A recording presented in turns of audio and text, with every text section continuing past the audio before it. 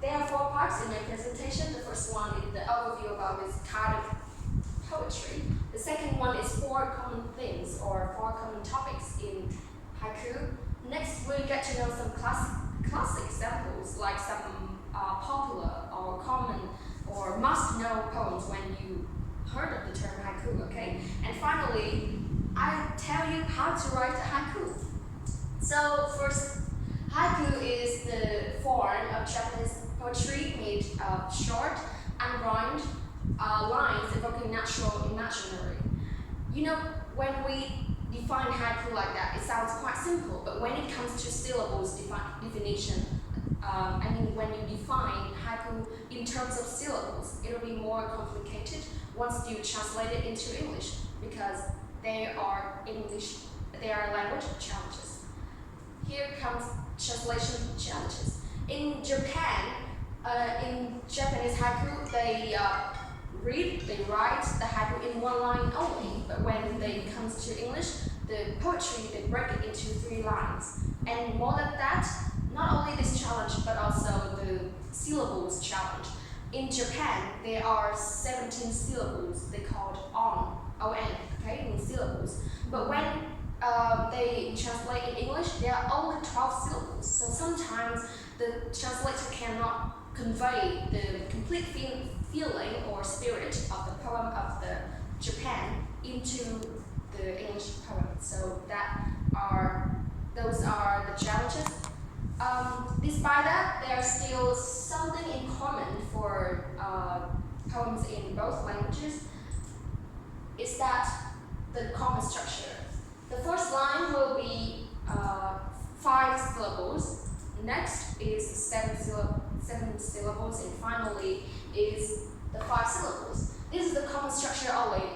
In fact, there are a lot of structures like 3, 4, 4, or 2, 3, 2, and a lot, as long as it can help you to reach or to meet the demand of haiku structure that evoke your imaginary. Okay?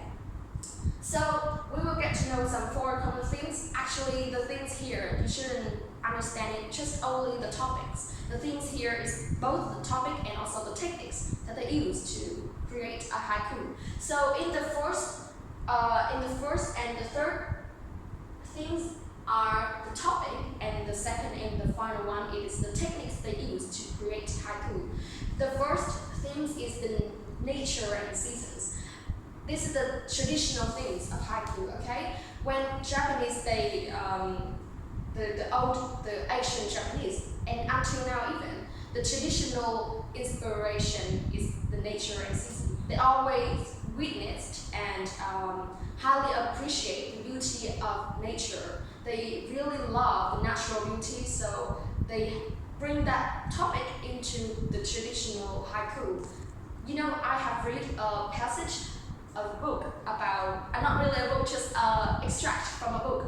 It talks about the Japanese lifestyle. They really appreciate the nature, and they never use the word concur. For example, when we use the word concur, the nature, concur the mountain, I mean, we can climb up to the top of the mountain, right? But the Japanese, they don't and never use the word concur nature, because they think nature is not something to concur. They are friends. So instead of saying concur the mountain, they say that they have to make friends with the mountain or get on well with the nature or something like that. So they really love nature. They bring that into the poem. So it is one of the big things of this poetry.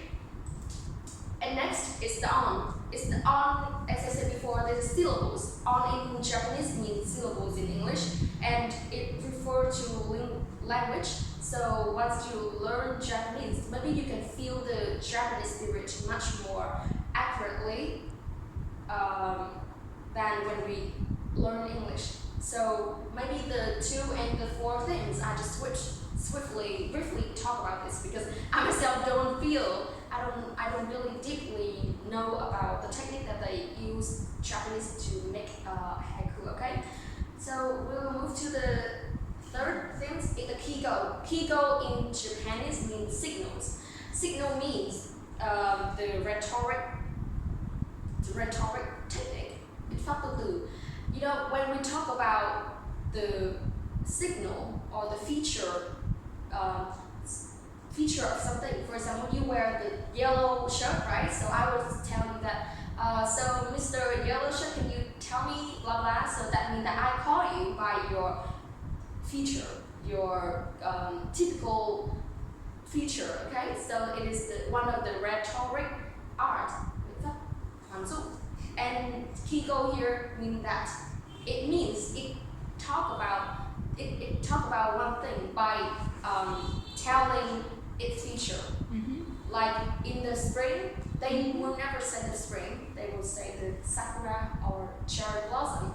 In the autumn, they will say the moon. Or in the winter, they will never say the winter. They will say snow or cold wind or anything like that. So it really strongly affects your brain to imagine, right? So that is the power of Kigo. It really makes our brain to work.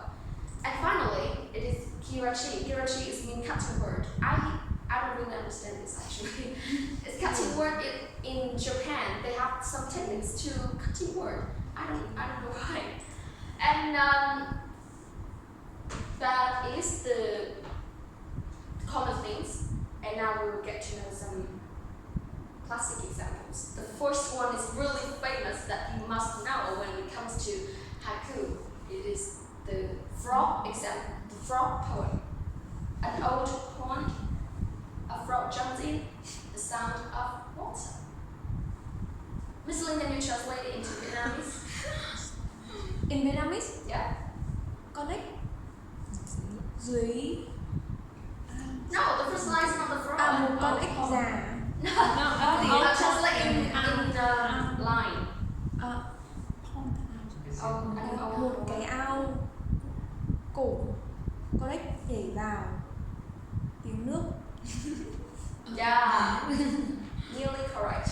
Actually, there are a lot of versions of translation. I remember two. The first one is ao hang ếch nhảy vào, vang tiếng nước sao. It doesn't follow the structure of 575, right? It has another structure that's okay, that's acceptable in haiku. And another version of blank translation is that ao hoang ếch nhảy vào tiếng nước. That's it. It's just like you translate, right? Anyway, that still provoke. It really evokes your imaginary skill. So it is the power of haiku again.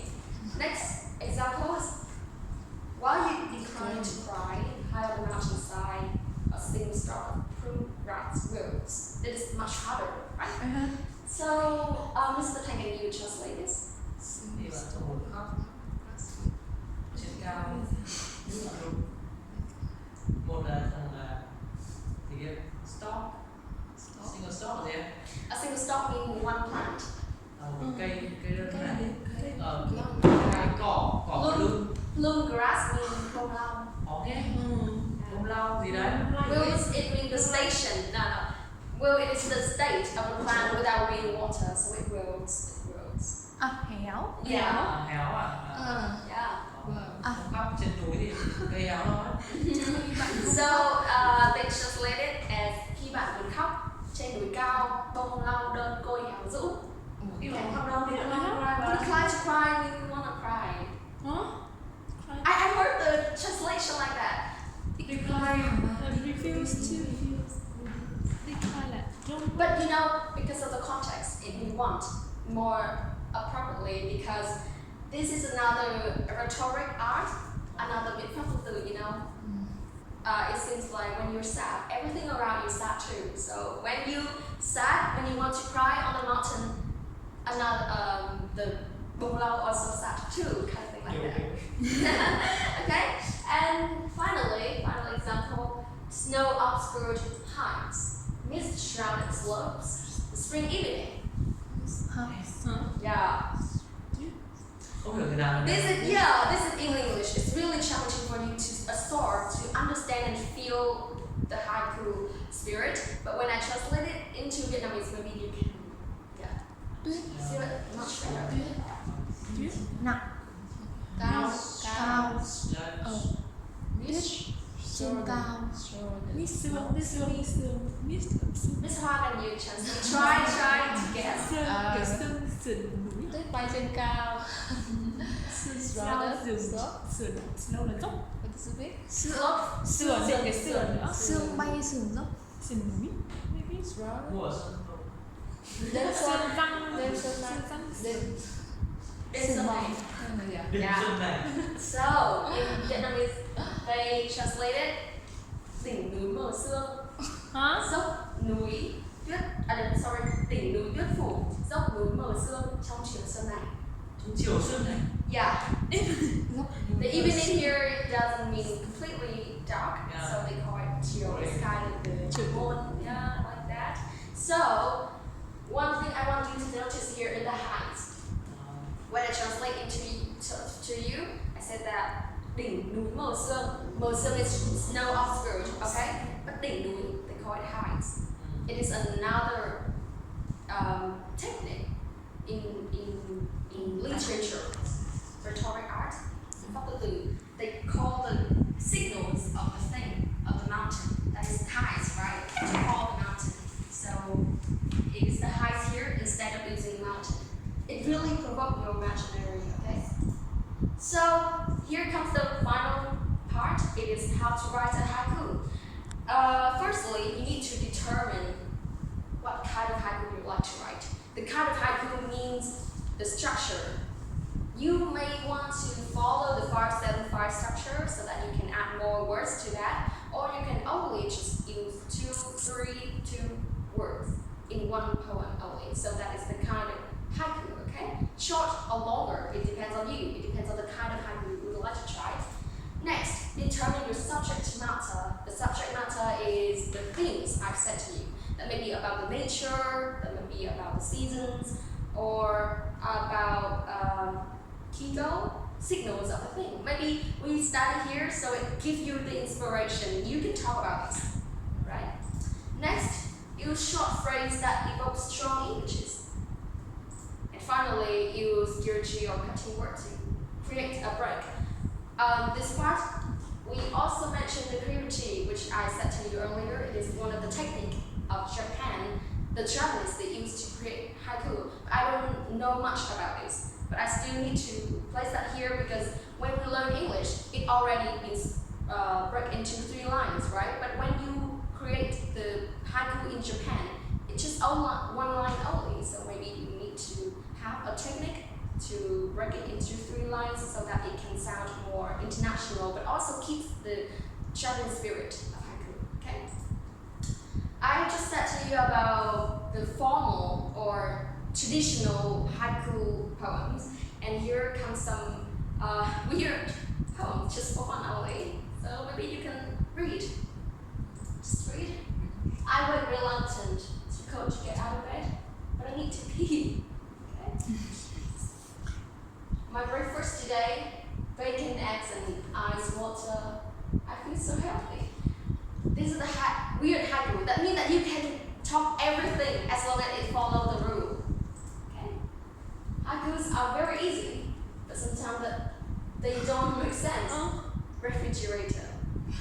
So the weird haikus here, they can. It's not the poets they create, of course, right? It's just some students or some friends that play with each other, and I bring that here because it proves that everyone can make haiku.